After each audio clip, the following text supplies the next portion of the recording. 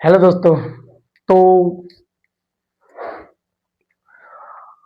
Integration by substitution हमने इसका एक पार्ट आपके लिए दिया है और आज हम लेके आए हैं आपके सामने दूसरा पार्ट, जो कि प्रतिस्थापन द्वारा समाकलन अपने आप में बहुत ज़्यादा एक अहम चैप्टर बन जाता है। अगर बोर्ड की बात किया जाए क्लास 12 के हिसाब से, तो ये बोर्ड के एग्जाम में भी प्रतिस्थापन के सवाल बहुत ज़्यादा बनते हैं। आप देखेंगे समाकलन आपके भाई जितना भी है उसमें हर जगहों सवाल आते हैं, लेकिन उसमें भी आपका जो इम्पोर्टेंट रोल निभाता है वो आपका प्रतिस्थापन है। तो भाई इससे डरना नहीं है कि हम समाकलन नहीं आता है। बहुत सारे ऐसे बच्चे मिलते हैं कि बोलते हैं कि हमें ये चैप्टर समझ में नहीं आ रहा है, बड़ा टॉप चैप्टर है, बड़ा ऐसा है वैसा है, लेकिन कोई ऐसी बात नहीं। प्रतिस्थापन अगर सवालों को लगाया जाए तो बड़े आसान तरीके से आप इन सवालों को बना पाएंगे, लेकिन उसके लिए आपको तरीका, आपको थ्योरी, आपको कॉन्सेप्ट आने चाहिए। आप जो भी चीज़ें पढ़ रहे हो उसको अच्छी तरीकों से पढ़ने का प्रयास करें। आप सवाल को लगाने का प्रयास करें। ये नहीं कि अगर आपको सवाल बता दिए गए और आप सवाल को पढ़ ही नहीं रहे हैं, तो ऐसे आप एक टॉपर की लिस्ट में नहीं आ पाएंगे। टॉपर की लिस्ट छोड़िए, आपका थोड़ा भी अच्छा रैंक नहीं आएगा। तो भी पढ़ने के लिए आपको मेहनत तो करना पड़ेगा। तो उसी जो समाकलन है, जो प्रतिस्थापन है, हमने एक वीडियो इसके पहले भी दिया। हम ज़्यादा वीडियो को लॉन्ग भी नहीं करना चाहते, ताकि छोटा-छोटा वीडियो हो, बच्चे आराम से उसको देख पाएँ, ताकि उनको बेहतर समझ में आ पा जाए। ज़्यादा क्वेश्चन लेने के बाद अगर एक लॉन्ग वीडियो बना दिया जाए, तो बच्चों को समझ में भी नहीं करेगा, उसको पढ़ते ही नहीं है। तो उसी के हिसाब से हमने उन्हीं सवालों को टच कर रहे हैं, जो कि थोड़ा-सा आपके ईज़ी टू मॉडरेट, जो पेपर के लिए इम्पोर्टेंट आपका बन जाए। तो हमने आज जो दूसरा पार्ट लिया है, कुछ जो सवाल हमने कल पढ़ाए थे उससे थोड़ा-सा अगर देखा जाए तो थोड़ा टफ सवाल आज है, और एक इसका पार्ट जो तीसरा आएगा वो भी थोड़ा आपका ज़्यादा से ज़्यादा उसमें टफ डालेंगे, क्योंकि वो सवाल वही जो पेपर में आपके डायरेक्ट फँसे। तो हमने सिंपल-सिंपल सवाल लिया है जो कि आप आसानी से इसे कर पाएँगे। तो यहाँ देखा जाए, अगर आपसे बोल रहा है कि इंटीग्रेशन e की power log x upon x dx का मान क्या होगा? तो अगर इसको हम सॉल्व करने के अगर तरीके ढूँढे जाएँ, तो यहाँ आप देख सकते हैं कि भाई किस तरीके से आपका सॉल्व होगा। तो यहाँ कह रहा है कि इंटीग्रेशन e के पावर log x और अपॉन x और dx। तो यहाँ पे हम कुछ ऐसी चीज़ें, हमें भी प्रतिस्थापन का मतलब ही होता है रिप्लेसमेंट करना। आप कोई ऐसी वैल्यू मानो जिसका अगर हम वहाँ पे जिस वैल्यू को आप मानेंगे उसका अवकलन करने के बाद कोई ऐसी वैल्यू नीचे आपका dx बन जाती है, और आप आसानी तरीके से उसको रिप्लेसमेंट कर पाएंगे। तो देखा जाए यहाँ पे हम कहेंगे कि माना माना माना ई, आप यहाँ पे log x बराबर आप आराम से t मान लीजिए।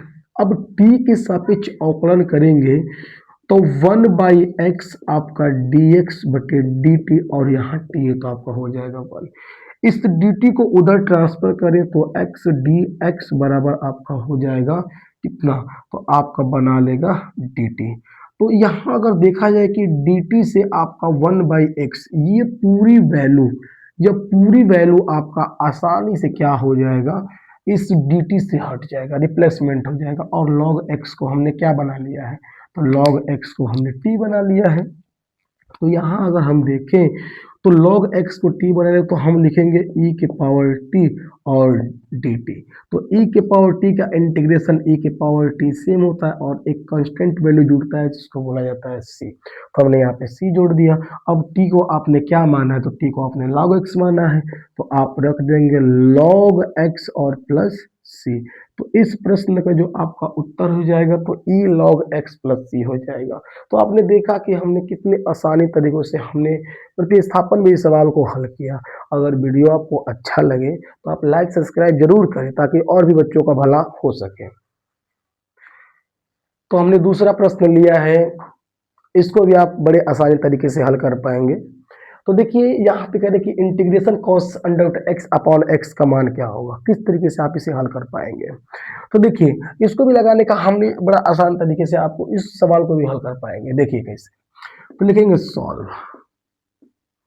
तो आप यहाँ पे अगर सॉल्व किया जाए तो यहाँ पे आप integration cos under root x by under root x d x लिखेंगे। माना माना अंडर रूट एक्स को अगर आप टी बना लीजिए तो भी आराम से जब इसका अवकलन टी के सापेक्ष करेंगे तो ये आपका हो जाएगा। इसका करेंगे तो 2√x का dx और अपॉन dt, और इधर हो जाएगा इसका 1। तो dt और 2, क्योंकि हम बस यह dx 1/√2, तो इसको अगर उधर भेज दें तो 1/√x इधर dt, और ये 2 भी जाएगा आपका उस साइड। तो इस 2 1/x मतलब 2 dt से ये पूरी वैल्यू आपकी रिप्लेसमेंट हो जाएगी। तो यहाँ देखें तो cos हमने इसको क्या बना लिया t। अब यहाँ पे हम क्या लिख देंगे dt, और 2 कांस्टेंट बाहर कर देंगे। तो आप देखें cos t का आपका क्या बना लेगा, तो यह बना लेगा sin t, और प्लस आपका निकल जाएगा कांस्टेंट वैल्यू c। तो t अगर यहाँ पे हम देख रहे हैं तो भाई t को आपने क्या मान रखा है, तो आपने √x माना है, तो इसको √x और प्लस c।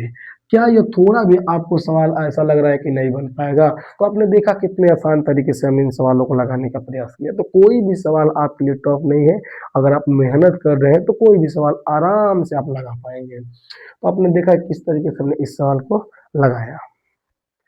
तो हमने तीसरा सवाल आपके लिए लिया है, आप देख ही सकते हैं कि किस तरीके से दिया है कि sec x log sec x plus tan x dx का मान क्या होगा। तो आप इसे किस तरीके से लगाएंगे, हम इसको भी बड़े आसान तरीके से बनाने का प्रयास करेंगे ताकि आपके लिए ज़्यादा ये टफ ना हो। तो बहुत आसान तरीके से इसको भी हम लगा पाएंगे। आप किस तरीके से, भाई रिप्लेसमेंट ही करने हैं तो कोई ऐसी वैल्यू को मानिए जो कि आराम से रिप्लेसमेंट हो जाए। तो हम लिखेंगे क्या, देखिए सॉल्व किया जाए तो हमें दिया है कि sec x log sec x और प्लस tan x dx। तो लिखेंगे क्या, माना log sec x plus tan x बराबर t। तो इसको करेंगे तो भाई log का जानते हैं कि 1 अपॉन हो जाएगा, तो sec x और प्लस क्या बना लेगा tan x। sec का करेंगे तो sec x into tan x, और tan का कर लेंगे तो आपका निकल जाएगा sec स्क्वायर x, और इधर अगर करेंगे तो आपका बन जाएगा कितना, तो इधर dx बाई dt बराबर आपका हो जाएगा 1। तो यहाँ ऊपर से अगर हम sec x बाहर ले लें, sec x बाहर ले लें तो आपका यहाँ से बच जाएगा केवल क्या, tan x, और यहाँ बच जाएगा आपका sec x, और पूरे के बटे देखिए आसान तरीके से आपका दिया है कि sec x और प्लस tan x, इससे पूरा खत्म हो जाएगा आपका। तो sec x dx by dt बराबर आपका हो जाएगा 1। तो यहाँ अगर sec x dx बराबर आपका निकल जाएगा dt। तो आप देखे हैं dt से आपका यह पूरी वैल्यू रिप्लेसमेंट हो जाएगा।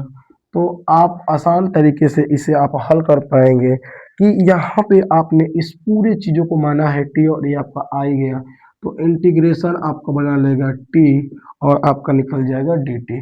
t का करेंगे तो आपका t स्क्वायर बाई 2, और एक कांस्टेंट वैल्यू जुड़ जाएगा आपका t।